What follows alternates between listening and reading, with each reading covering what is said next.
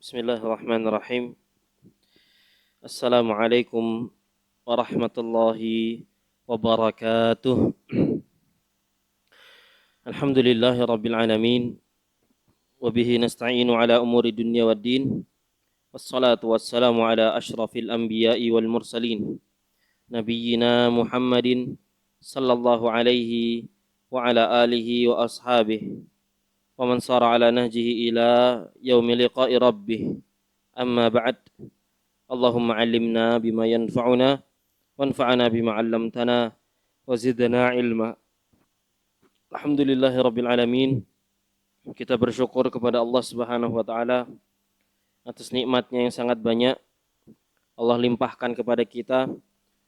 Kita dapat hadir di majelis ilmu yang juga barusan kita awali dengan melaksanakan salat maghrib berjamaah, yang semoga seluruh yang kita lakukan pada malam hari ini ditulis oleh Allah Subhanahu wa taala sebagai pahala di timbangan kita kelak di hari kiamat, ikhtiar dan usaha kita dalam menuntut ilmu syar'i.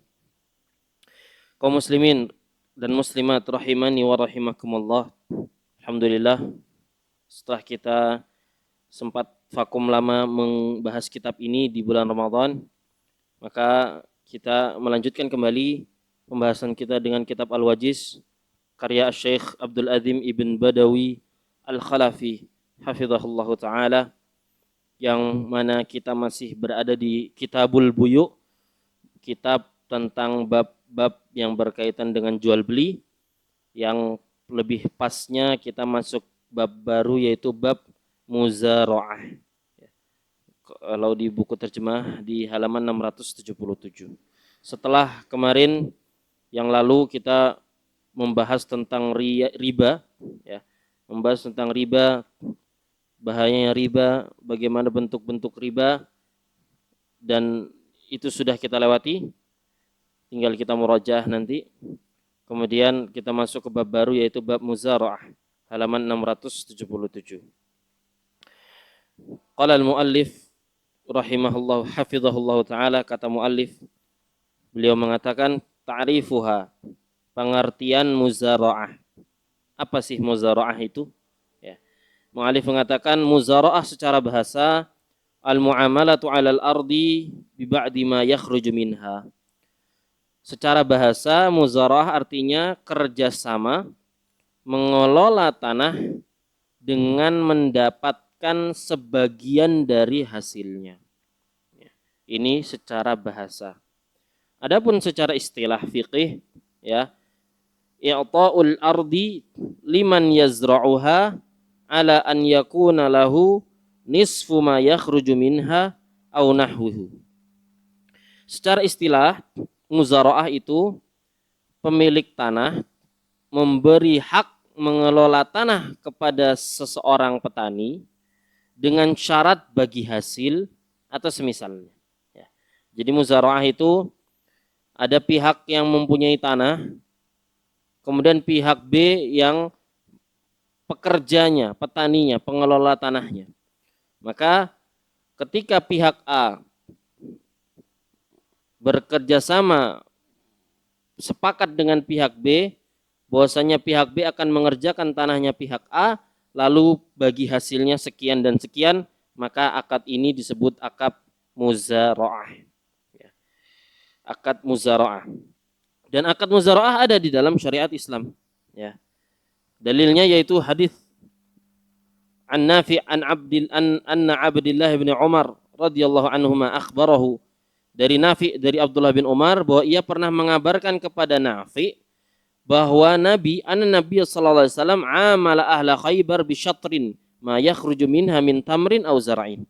Nabi pernah mempekerjakan penduduk Khaybar dengan syarat bagi dua hasil kurmanya atau tanaman lainnya. Jadi dahulu di saat sedang berselisih antara kaum muslimin dan orang Yahudi, sehingga orang Yahudi terpojok ke benteng Khaybar, ya. Kemudian akhirnya berhari-hari, berbulan-bulan, akhirnya mereka tidak bisa tahan dan akhirnya menyerah. sehingga akhirnya lahan di Khaybar itu menjadi milik Nabi Muhammad SAW. Maka karena dahulu dikenal orang Yahudi itu rajin, bukan, mereka pintar mengelola pertanian, sehingga mereka nego dengan Nabi, jangan bunuh kami, tapi kami akan mengelola kebun kurma ini yang sudah milik engkau, tapi dibagi hasil. Ya, maka Nabi setuju bahwasanya lahan di Khaybar, ya, yang dulunya punya Yahudi, tapi setelah mereka kalah jadi milik Nabi. Daripada mereka mati, ya, akhirnya mereka bernegosiasi, lalu dapatlah mereka akan mengerjakan orang Yahudi ini mengerjakan lahan kurmanya, tapi hasilnya bagi dua, karena lahan itu sudah bukan milik mereka lagi, tapi milik Nabi Muhammad SAW. Jadi dibagi dua, dibagi setengah, 50% untuk keuntungannya untuk Nabi dan 50% keuntungannya untuk mereka yang mengerjakan kaum Yahudi tersebut. Imam Bukhari mengatakan, Qais bin Muslim meriwayatkan dari Abu Ja'far, ia berkata, seluruh ahlu bait yang hijrah ke Madinah adalah petani dengan cara bagi hasil sepertiga dan seperempat.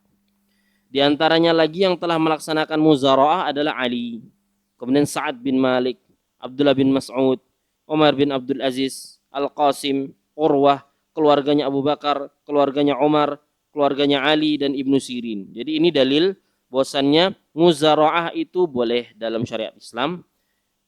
Akad muzara'ah itu boleh. Jadi ada pemilik tanah, ada yang petaninya, dan ada lahan yang dikerjakan. Jadi muzara'ah ini harus ada 3 unsur. Unsur pertama yaitu ada yang punya tanah. Unsur kedua harus ada petaninya, ya. Kemudian yang ketiga adalah ada lahan yang dikerjakan. Ini 3-tiganya harus terpenuhi kalau mau akad muzara'ah itu boleh, ya. Maka praktek muzara'ah seperti ini dibolehkan karena ada di zaman Nabi Muhammad SAW. Sekarang kita bahas setelahnya, mimman takunu al-ma'unah. Penanggung modalnya siapa? Ada yang punya tanah, ada yang petaninya, ada lahannya. Nah, lahan kosong ini yang tanah modalnya dari siapa yang mengeluarkan? Yang beli benih, yang beli bibit, yang beli pupuk dan lain sebagainya, ini siapa? Maka al-muallif mengatakan, wala ba'sa bi an takunal ma'unatu ala rabbil ardi. Maka tidak apa-apa, boleh modal mengelola tanah ditanggung oleh si pemilik tanah. Au alal amil, atau petaninya yang mengelola, au alaihima, atau ditanggung keduanya. Jadi kesimpulannya boleh siapa saja, tinggal sesuai kesepakatan.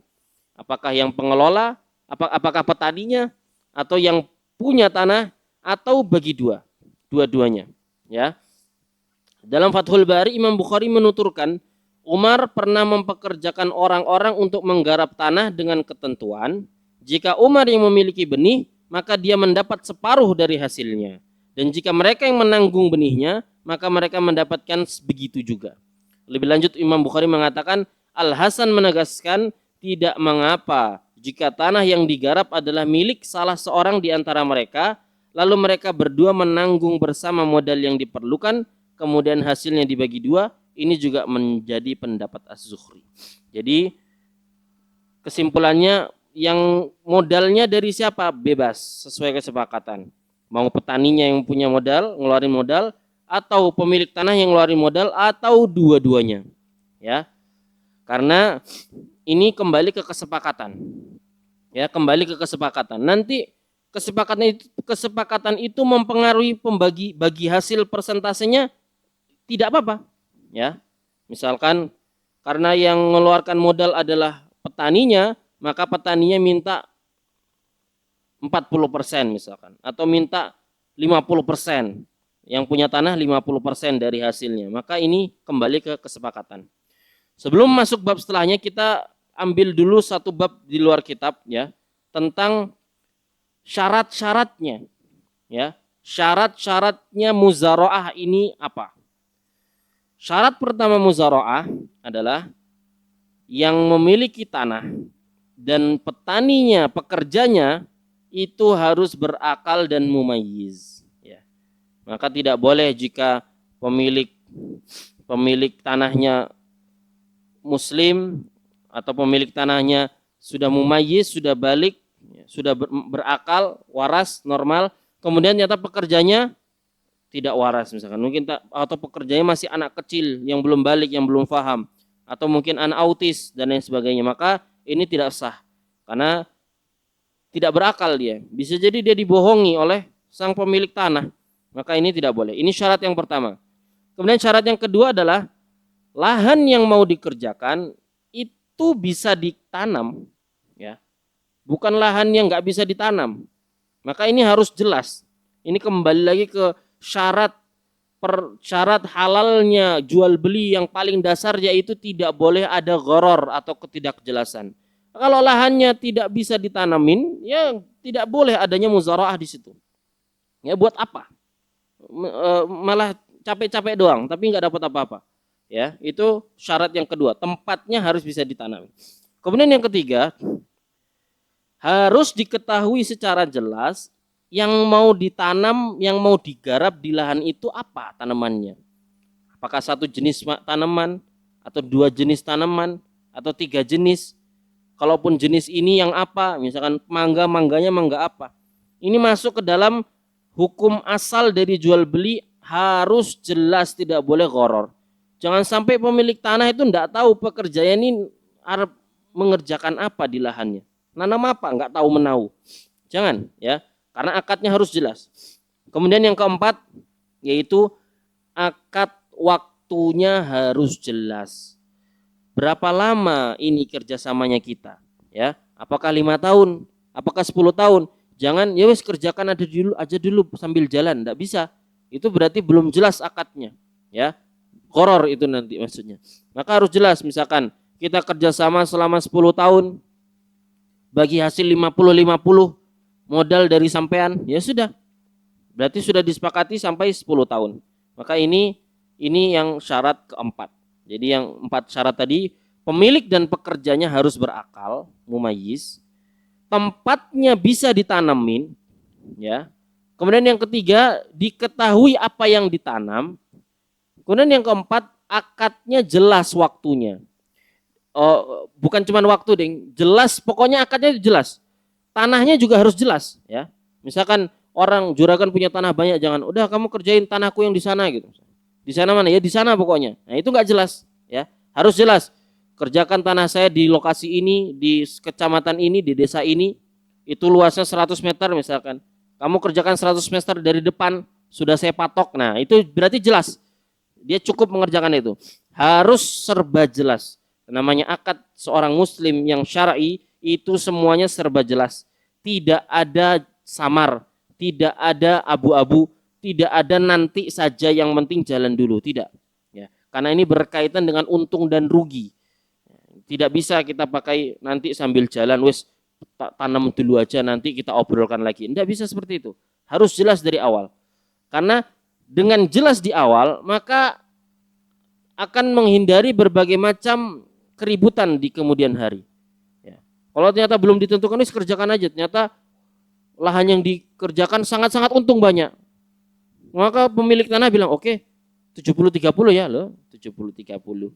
Kesel untuk 30% toh. Ya. Apalagi dia mungkin sangat-sangat berdedikasi di situ, dia benihnya juga dia pilih dan sedemikian rupa, tapi dia harap-harapnya dapat banyak, dapat 30. Tidak jelas, ya. Maka ini yang harus dihindari. Syarat 4 tadi. Kemudian kita lanjut ke yang sub selanjutnya, yaitu ma la yajuzu fil muzara'ah. Yang tidak boleh dilakukan dalam muzara'ah. Ya. Wala tajuzu, kata mu'alif hafizahullah ta'ala, wala tajuzul muzara'atu ala anna hadhil kit'ah li sahibil ardi wa hadhil kit'ah lil amil. Dalam muzara'ah tidak boleh mensyaratkan sebidang tanah tertentu untuk si pemilik tanah dan sebidang tanah yang lain untuk sang petani. Nah, ini tidak boleh, ya. Misalkan pemilik tanah dia punya tanah 100 meter. Dia mau muzaraah dengan seorang pekerja petani. Deal 100% dikerjakan, tapi keuntungannya bagaimana? Bukan pakai persentase. Bukan pakai persentase, tapi dia pakai 50% tanah bagian 50 meter bagian depan itu keuntungannya untuk saya, 50 meter yang ke belakang itu keuntungannya hasilnya untukmu. Maka ini tidak boleh, ya. Karena dia tidak pakai persentase. Dia pakainya jatah tanah dan ini tidak boleh. Kenapa? Kembali lagi ke asal dari hukum jual beli yaitu goror, tidak jelas. Bisa jadi ternyata tanah yang belakang lebih subur daripada tanah yang depan.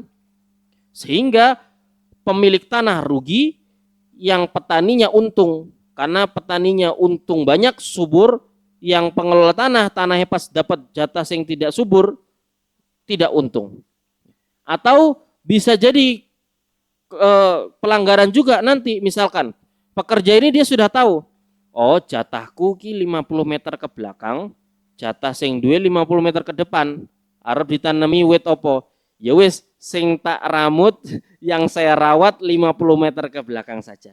5 meter ke depan saya tanam tapi ya wis ben. Enggak diurus. Karena dia tahu ini keuntungan bukan untuk saya. Nah, akan terjadi seperti ini. Maka kalau terjadi seperti ini, yang rugi pemilik tanah. Ya, maka ini tidak boleh karena tidak jelas.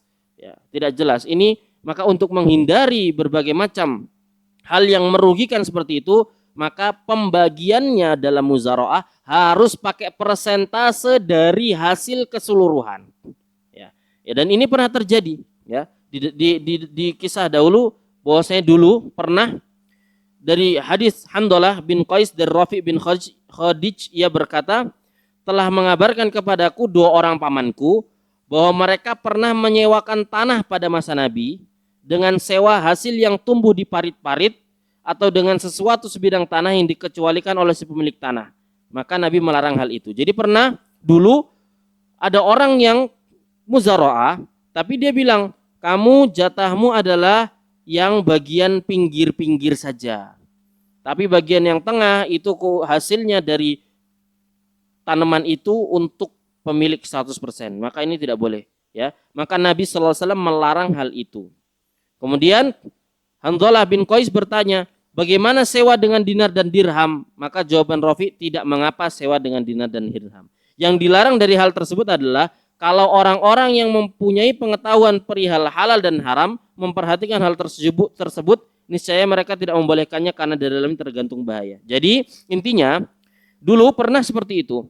Nah, kamu kerjakan lahan ini, nanti jatah hasilmu yang bagian pinggir-pinggir saja. Nanti bagian tengah itu hasilnya 100% untuk pemilik tanah. Maka ini tidak boleh. Ya, tidak dibolehkan. Misal juga yang serupa, contohnya lahan itu disepakati akan ditanami dua macam. Misalkan sebagian pisang, sebagian apa misalkan? Jagung misalkan. Ora iso ding. Bisa ya? Ya pohon mangga lah. Pohon mangga sama pohon apa misalkan? Ya, jagung, Mbak. Misalkan nanti bilang keuntungan jagung untuk pemilik tanah, keuntungan mangga untuk pekerja. Nah, ini juga tidak boleh. Ya. Karena sama, goror juga nggak jelas. Nanti pekerja, oh untungku sing bagian jagung, tak sing tak openi jagung tok wae. Ya. Sing pelem ya wis ben ngono ya. Nanti pas panen dapatnya berapa ya terserah. Nah, ini nanti goror juga jatuhnya.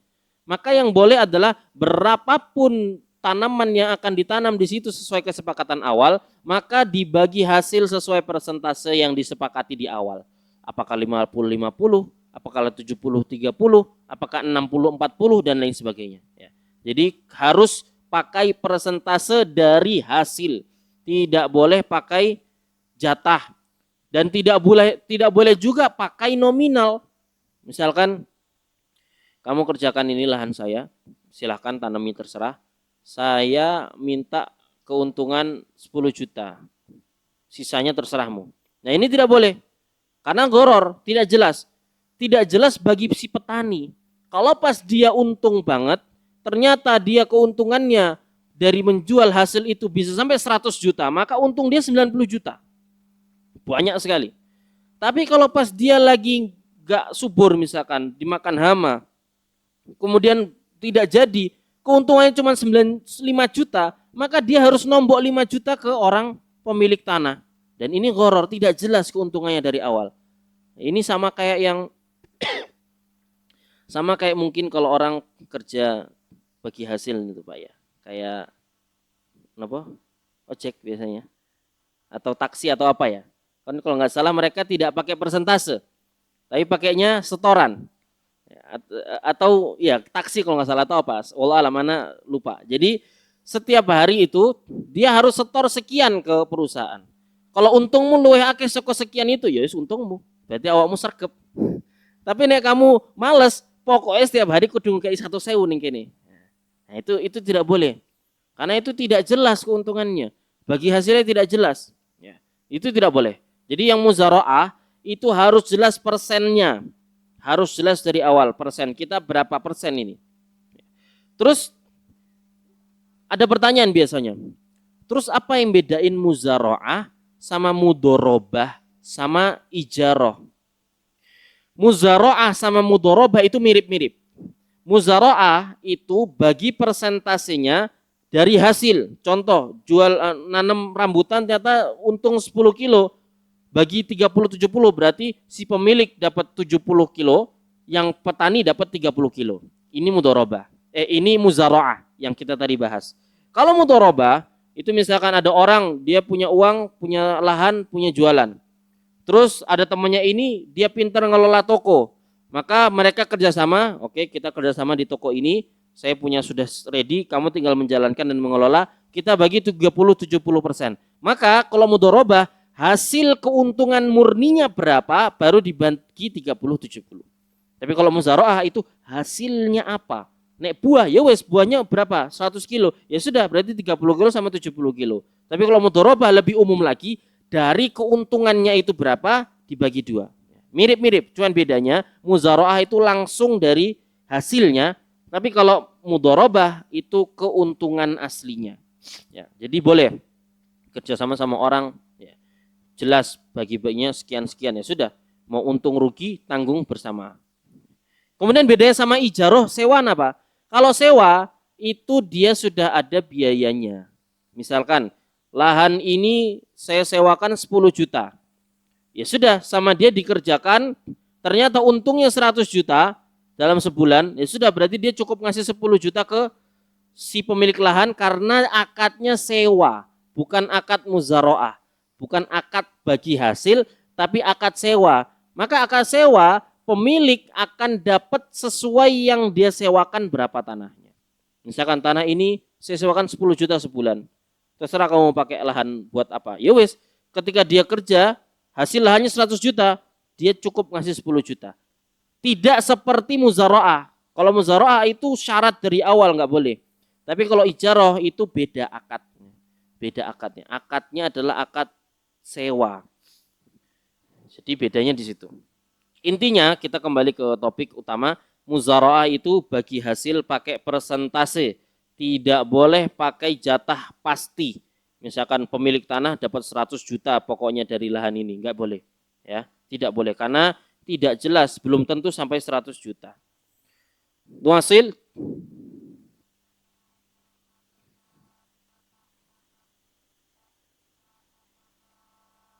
oh ya, saya baru keinget. Dan kapan akad muzaraah ini batal? Kapan akad muzaraah ini batal? Para ulama berbeda pendapat. Ya. Ada yang bilang akad muzaraah ini lazim, akad lazim. Ada yang bilang akad muzaraah ini akad jaiz. Apa itu bedanya? Akad lazim, ya, akad lazim itu akad yang tidak boleh diputus oleh satu pihak saja. Harus sepakat dua-duanya, itu akad lazim. Kalau akad jaiz, dibolehkan satu pihak yang memutus langsung. Contoh akad jaiz apa? Misalkan ada orang mau niat khitbah seorang wanita atau laki-laki mau khidbah seorang wanita. Sudah akad akan khidbah, ternyata pas sudah mau sampai rumahnya nggak jadi. Dibatalkan secara sepihak oleh seorang laki-laki atau sudah selesai khidbahnya, ya, sudah dilamar, belum nikah, belum akad nikah, tapi dari perempuan tiba-tiba memutus, saya nggak lanjut deh, padahal sudah dikhidbah.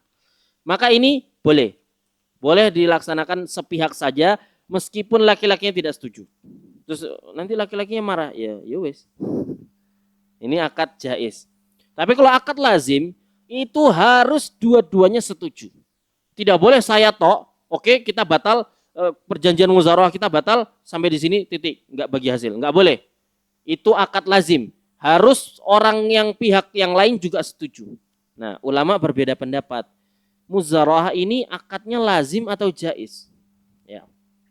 Maka wallahu alam, saya pribadi masih condongnya ke muzaraah ini akadnya lazim. Harus kesepakatan dua. Karena kalau tidak lazim, itu dolim buat pekerja. Bayangkan, sudah kerjasama. Saya pemilik lahan, itu ada petani. Oke, kita bagi 50-50. Dalam tenggat waktu 1 tahun kamu kerjakan lahan ini. Pohon mangga misalkan. Oke, setelah dikerjakan, sudah mulai kelihatan buah-buahnya gitu. Di bulan ke-10, langsung diputus sepihak oleh sang pemilik lahan. Misalkan kita nggak jadi ya. Bayangkan jika ini akad jaiz, akad yang boleh sepihak, pasti akan terdolimi sekali pekerjanya. Wes kerja 10 bulan, buahnya sudah mulai kelihatan, bunganya sudah mulai kelihatan, ternyata diputus secara sepihak. Maka ini kasihan, ya, dan sangat-sangat tidak adil. Maka kalau yang meyakini itu mad jaiz, kalau itu meyakini itu akad jaiz, maka itu sah. Tapi kalau yang meyakini itu akad lazim, maka tidak boleh sepihak.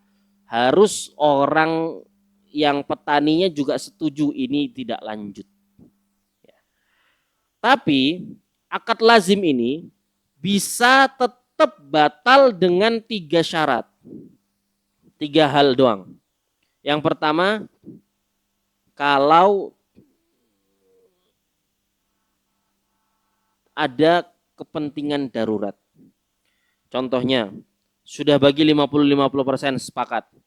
Ternyata pemilik lahan punya utang banyak sekali. Ya. Utangnya sangat banyak. Lalu sudah ditagih sama yang punya utang. Gak mau, kamu sudah tenggat waktu lama. Harus bayar sekarang. Ternyata harta pemilik tanah ini ya cuman tanah lahan yang lagi dikerjakan petani itu tadi. Dan pemilik hutang sudah pengennya bayar sekarang, kamu sudah mundur-mundur terus. Maka mau tidak mau, akadnya itu batal antara pemilik lahan dan petani, lalu tanah itu dijual untuk melunasi hutang ke pemilik hutang. Dan ini ranahnya adalah ranah qadhi, ya, ranah hakim, ranah ya hakim, tidak boleh sembarangan. Itu yang pertama. Kemudian yang kedua, itu bisa terjadi batalnya jika keduanya setuju, ya. Pemilik lahan setuju, yang petaninya juga setuju, maka ini juga boleh terjadi batal, nggak jadi. Ya, sudah jalan 10 bulan, sudah mau panen, ternyata nggak tahu, mungkin tiba-tiba petaninya sudah malas lagi, atau dia melihat, kayaknya untungnya cuma sedikit ini, saya malas lah, sudah saya batalkan saja kerjasama kita nih, bagi hasil kita. Terus pemilik tanah juga, ya kita batalkan saja, sudah, kalau gitu ya sudah, kita batalkan, nggak jadi ini, ya. Maka petani nggak lanjut kerja, pemilik lahan terserah dia mau lanjutin lagi apa enggak, itu lahan yang sudah dikerjakan selama beberapa bulan oleh petani. Dan itu dua itu. Yang satu saya lupa apa ya. Saya lupa yang satu, batalnya muzaraah ini karena apa. Ya. Nanti di pertemuan selanjutnya insya Allah. Jadi intinya, kalau kita sudah sepakat dengan orang, maka kita harus selesaikan dengan orang itu, ya. Kita selesaikan dengan orang itu, kesepakatannya kita penuhi, hasilnya berapapun untungnya, maka dibagi persentasenya secara adil sesuai kesepakatan di awal. Ini dia bab muzaraah. Isya jam berapa, Mas? 5 menit. Oke. Ya, musakot ini sedikit saja, ya. Bab selanjutnya bab musakot. Musakot adalah menyerahkan sejumlah pohon tertentu kepada orang yang sanggup memeliharanya dengan syarat ia akan mendapat bagian tertentu dari hasilnya. Misalnya separuh atau semisalnya. Musakot ini mirip kayak muzaraah. Bedanya musakot ini bukan lahan tapi sudah ada yang mau di hasil. Contohnya, saya punya lahan yang berisi pohon 10 pohon mangga. Saya bilang ke pekerja, silakan kamu rawat pohon mangga ini, nanti hasilnya kita bagi dua. Ya. 30% atau 50-50 atau 40-60. Nah itu musakot. Mirip sekali dengan muzaraah. Bedanya muzaraah itu lahan kosong, Mas Yan. Kalau musakot itu sudah jelas apa, tinggal dikerjakan dan dirawat saja oleh pihak pekerja. Ya. Maka pensyariatan musakot ini sebagaimana di hadis Nabi Muhammad SAW, Nabi mengatakan dari Ibnu Umar radhiyallahu anhu, anna Rasulullah SAW amala ahla Khaybar ala ma yakhruju minha min thamarin aw zar'in. Dari Ibnu Umar bahwa Rasulullah bekerja sama dengan penduduk Khaybar dengan syarat mereka mendapat bagian dari hasil buah kurmanya atau tanaman lainnya. Ini hadisnya masih pakai hadis yang sama dengan muzaraah. Jadi intinya sama.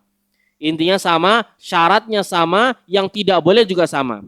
Tidak boleh pemilik pohon 10 mangga ini bilang, saya 5 pohon mangga ini hasilnya untuk saya. Nah, 5 pohon mangga itu ke sana, hasilnya untuk kamu. Ini nggak boleh. Ya, ini nggak boleh. Atau saya mau setiap bulan, setiap panen, saya minta 25 kilo buah mangga dari 10 pohon ini. Ini juga tidak boleh. Karena mematok nominal pasti. Ini tidak boleh. Yang boleh adalah persentase. Saya mau 50%, kamu juga 50% dari hasil ini. Baik, ini dia dua pembahasan tentang muzaraah dan musakot. Musakot ini sama persis seperti muzaraah. Ya. Bedanya dia sudah ada tanaman yang mau diurus sama pekerja. Syaratnya pun sama, pemilik sama pekerja harus berakal mumayyiz, tempatnya harus jelas. Ya. Diketahui ini apa yang mau dibagi. Oh, pohon mangga. Akad jelas waktunya, harus jelas kita akan bekerja sama ini dengan dalam tenggat waktu 1 bulan misalnya, atau 6 bulan atau 1 tahun, ya. Maka ini syarat-syaratnya sama. Syaratnya juga harus persentase pembagiannya, tidak boleh nominal pasti, tidak boleh dengan nengeri niteni pohonnya, tidak boleh. Karena itu goror, tidak jelas, itu bisa merugikan pekerja maupun juga bisa merugikan ke si pemilik pohonnya. Ini dia pembahasan kita pada malam hari ini. Insyaallah pertemuan selanjutnya kita lanjut ke bab menghidupkan tanah yang tak bertuan.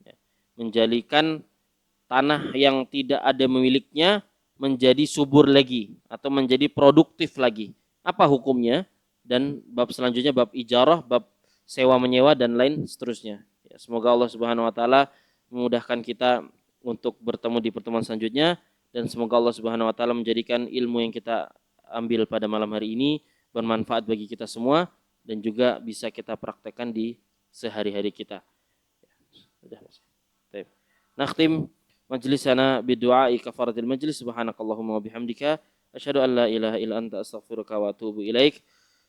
Wassallallahu ala nabiyyina Muhammadin wa ala alihi wa sahbihi wasallam. Assalamualaikum warahmatullahi wabarakatuh.